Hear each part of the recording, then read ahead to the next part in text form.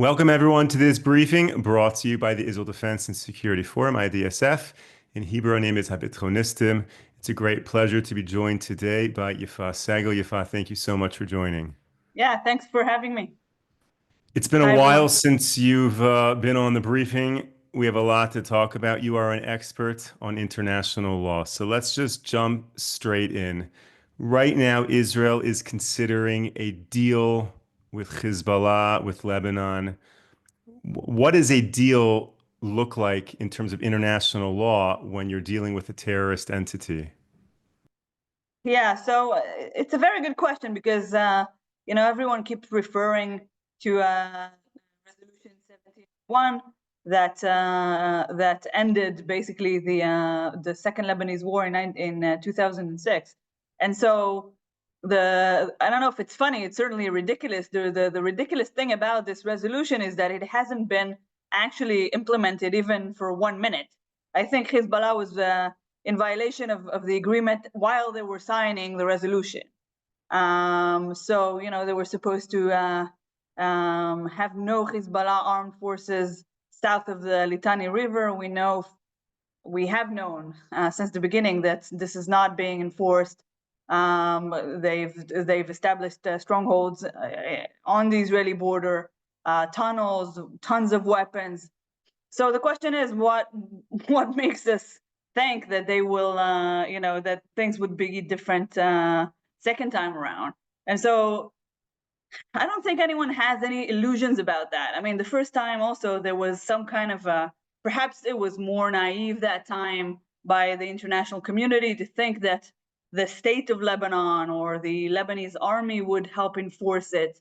Perhaps there was some kind of naivete into thinking that UNIFIL forces that are spread around the border would help enforce it, or at least report on the violations of the agreements if and when they occur. We now know for sure two things. One is that UNIFIL is completely useless. That's the best case scenario, if not complicit with the Hezbollah. That's the worst case scenario. I mean, we've seen Hezbollah infrastructure, meters from UNIFIL bases. And obviously, in almost 1 year, we haven't heard one report implicating Hezbollah in any type of terrorist activity or a violation of Resolution 1701. So there's no reason to think that next time around will be different. As per the Lebanese government or the Lebanese army, this is interesting. Look, I mean, first of all, the Lebanese army is incredibly weak, and the Lebanese government is unbelievably weak, while Hezbollah is a major part of the parliament. We should not ever forget that. So when we say Lebanon and Hezbollah are intertwined. It's even possible to say that Hezbollah is in control. That is the dominant power in politics, and therefore also in some aspects of the Lebanese army. What is now unclear is maybe what has been developing in Lebanon is a possible historical change, meaning that we now hear voices inside Lebanon speaking out against Hezbollah like we've never heard before. Not just that, we haven't even dared to dream that it's possible, to hear so much opposition to Hezbollah, even from the Shiite population in Lebanon, certainly from other sects and religion in Lebanon. So my concern is that if we go to a ceasefire and if we agree to withdraw from Lebanon, is it too soon? Have all these opposition forces haven't been empowered enough? The big patron of Hezbollah, the Iranian regime, is still in place, can still fund them. We know that they have been funding them with hundreds of millions of dollars even since the war began.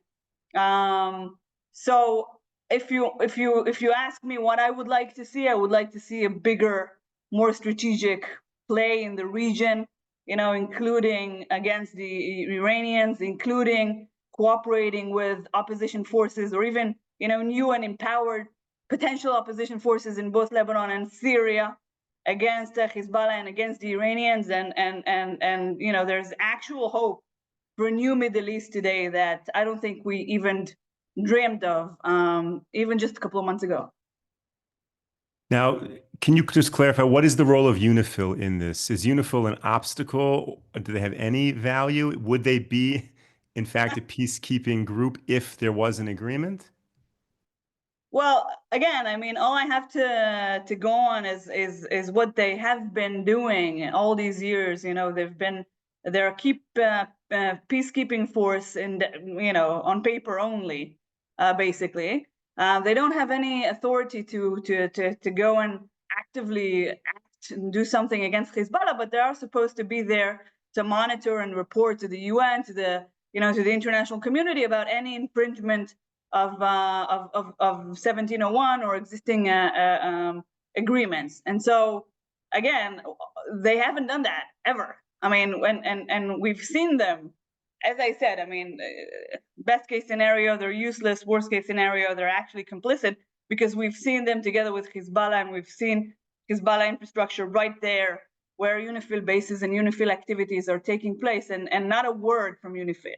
And as Israel requested that UNIFIL withdraw their forces because of concerns to harm UNIFIL, then they refuse to withdraw. And the only explanation for that, unfortunately, is that they're trying to be a buffer or to protect Hezbollah forces with their presence in the territory. So unfortunately, I mean, and we've seen this with UNDOF in Syria, same story.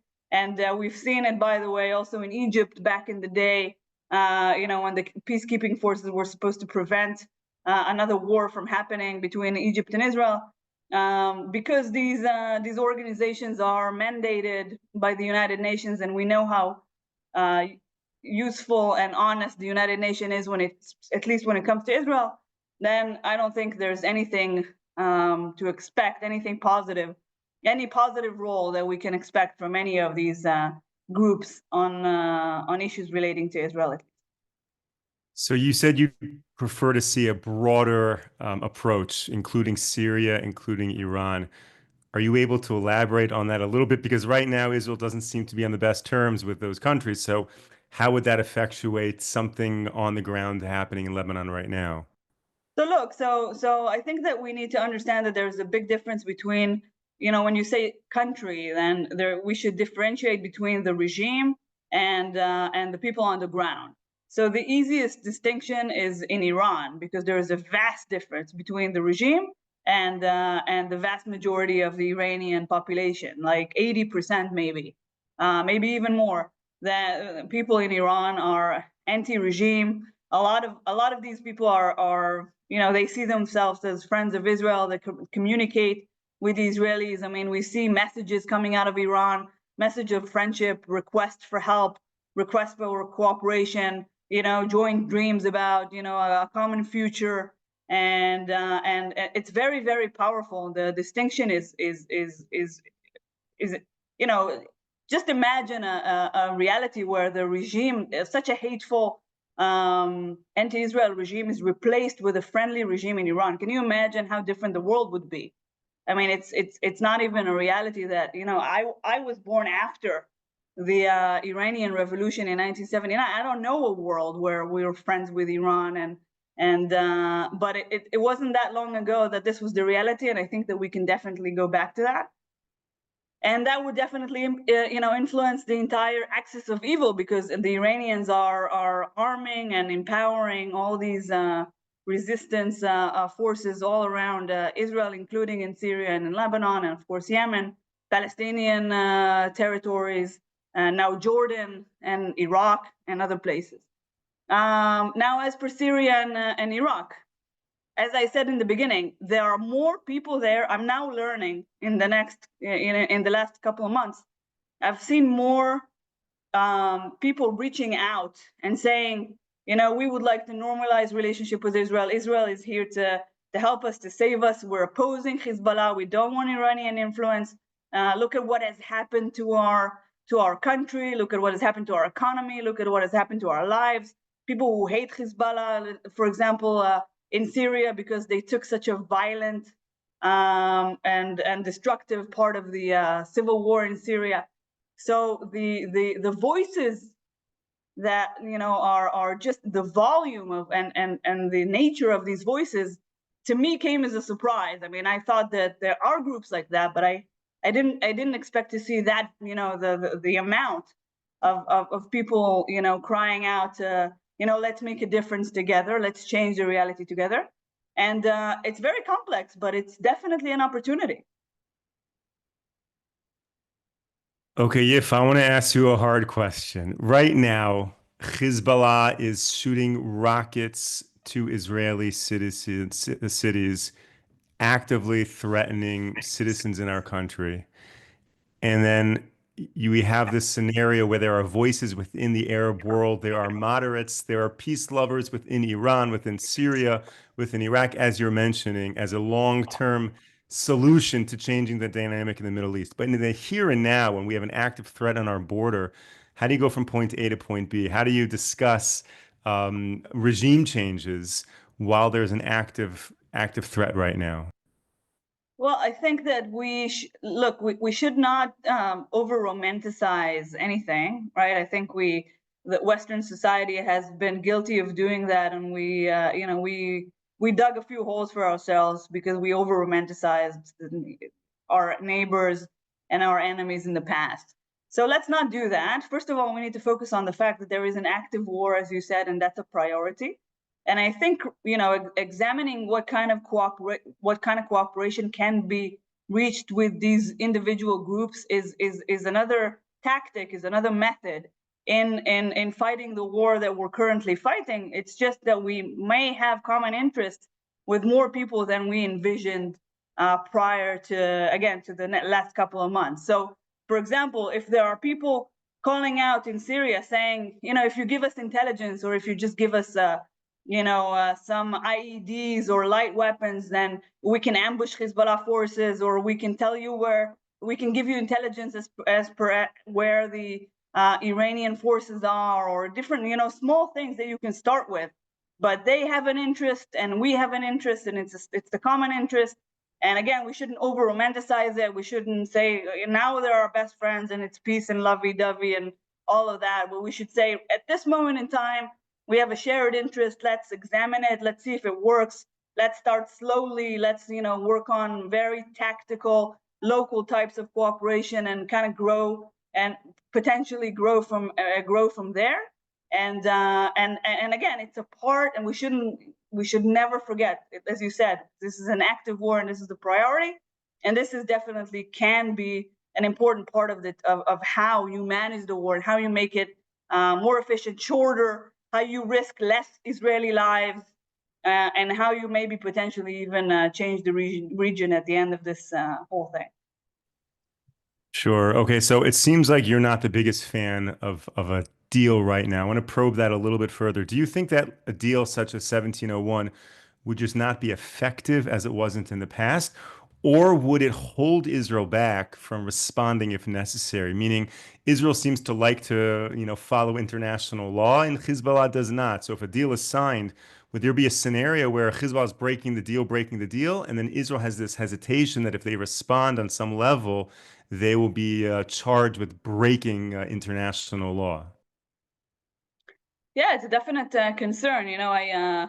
In my days in Washington, I remember that we used to speak to the people of the Biden administration about Iran, and we kept telling them that we don't think that hope is a policy. So withdrawing from Lebanon and kind of re-signing a 1701 type of an agreement is to fool ourselves into thinking that it will what has failed for 20 years will all of a sudden work.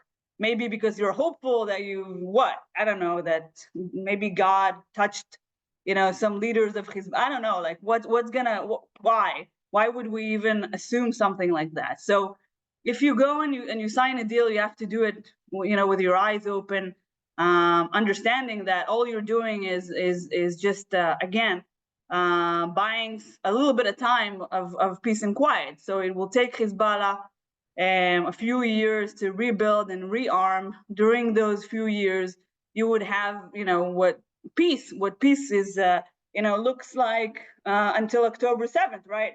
I mean, we had peace and quiet on the border with Gaza and the border with Lebanon as well, until there was no peace anymore, because they chose the right time to attack, and they've been working to arm and prepare for that moment for years. So we have to understand that. I mean, if we allow Hezbollah to rearm, then they will. It will take a few years, maybe, I don't know exactly, and nothing, nothing fundamental has really changed. But if Israel goes into a deal and has a few conditions, like maybe there's some military presence, maybe there's some, I don't even, it's very hard to imagine what kind of guarantees, you can ask. But who will be the guardian of these guarantees? Again, there is no real, Lebanese army or Lebanese parliament. We know for sure that no Western army or even parliament would go into Lebanon and demand that they would disarm Hezbollah or do anything to force a different reality. So I think that it's premature, unless there are details in the deal that I'm not aware of, and I'm that's a possibility. Maybe there's like a rabbit someone pulled out of a hat, very creative idea I couldn't think of. I don't know, but otherwise I think it's premature, and I hope there are smart people at the helm. I very much like that line, hope is not a policy. We should make IDSF bumper stickers and sell them in our online store with that one. Okay, so speaking of hope and failed institutions, let's talk about UNRWA for a second. There were two laws passed in the Knesset with regards to UNRWA. Can you share with us what happened in the Knesset, the implications of those laws for Israel? Yes. So yes, the laws have passed very recently in the last couple of weeks. And I think, first of all, it's very, very important that the state of Israel finally officially, strip UNRWA of its special status and not allow UNRWA to continue and operate, because I don't think I need to explain to your audience, what kind of damage this organization has been complicit in creating for decades. So it's definitely good news. In Israel, there's often, unfortunately, a difference between policy and the enforcement of the policy. So it still remains to be seen. The law hasn't came into effect yet. That basically means that no Israeli authorities or any official Israeli member of any official entity can have any type of relationship or communication or assistance to UNRWA. And there could be a lot of ramifications for that. I mean, first of all, there is UNRWA activity in Jerusalem. So that is obviously the easiest thing to understand, that needs to stop because of this new law.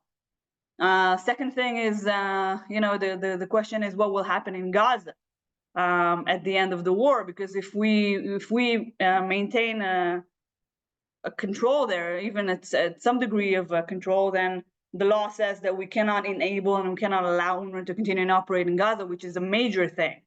And we see, by the way, that we don't need UNRWA. We've seen data coming out of Gaza in the last year. I think UNRWA's part in humanitarian aid has not exceeded like 17% of all international aid, for a whole year, and I think it's declining further and further from day to day.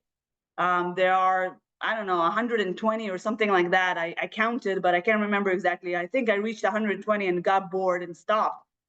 International aid organizations operating in Gaza, just to kind of make you understand what we're talking about. It's not just UNRWA and that's it. If UNRWA is not there anymore, then there's no there's no humanitarian aid. There are 120 plus groups working on the ground as we speak. And so UNRWA is really definitely not the only option. And of course, there's also a question about what will happen with UNRWA activity in Judea and Samaria, but we have some leverage over that because some UNRWA bank accounts are in Israel and they need clearance to go in and out of Israel. that we can prevent, their staff from entering and exiting Israel, and monetary activities of various sorts. And so I believe there is some level of leverage, not entirely, obviously, because we're not in control of what is happening on the ground in Ramallah and Nablus and other places in area A and B. But it's definitely significant. Of course, it's also significant in terms of the statement, because we can't expect the world to be holier than thou, right? I mean, if Israel is allowing UNRWA to operate and we're not delegitimizing and making it illegal for UNRWA to operate, what do we expect others to do? And so this was incredibly important. Plus, as a part of this legislation, we kind of wrote into law what most people are not aware of, and that is that UNRWA is actually not a UN entity. It was established following a UN resolution in 1949, that's true. But as an organization, UNRWA is not a UN organization. The funding of UNRWA doesn't come from the UN, and there are a bunch of other reasons for why it's actually not a UN entity.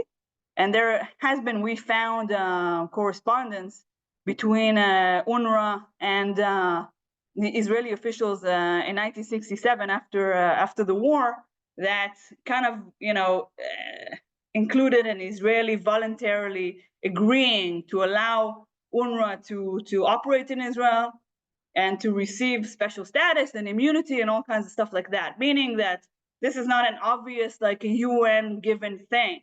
This is something that the state of Israel had to agree to voluntarily, and therefore can voluntarily, and bilaterally just decide to revoke those privileges and special status, and just be done with it.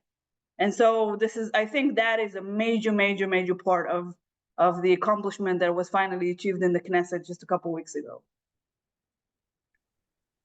Wow. Okay. So if there is a disconnect between UNRWA and the UN, so what does that now mean for this refugee status? If UNRWA is no longer going to exist in Israel and they're disconnected from UN, does the UN still have this refugee status? Is that going to live on?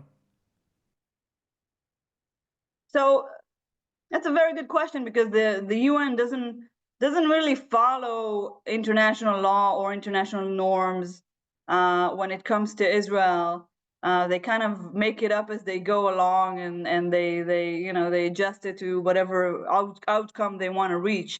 So I'm sure there are evil creative minds in the UN that can find a way to legitimize, this, to begin with, very illegal and exceptional refugee status that was given to Palestinians.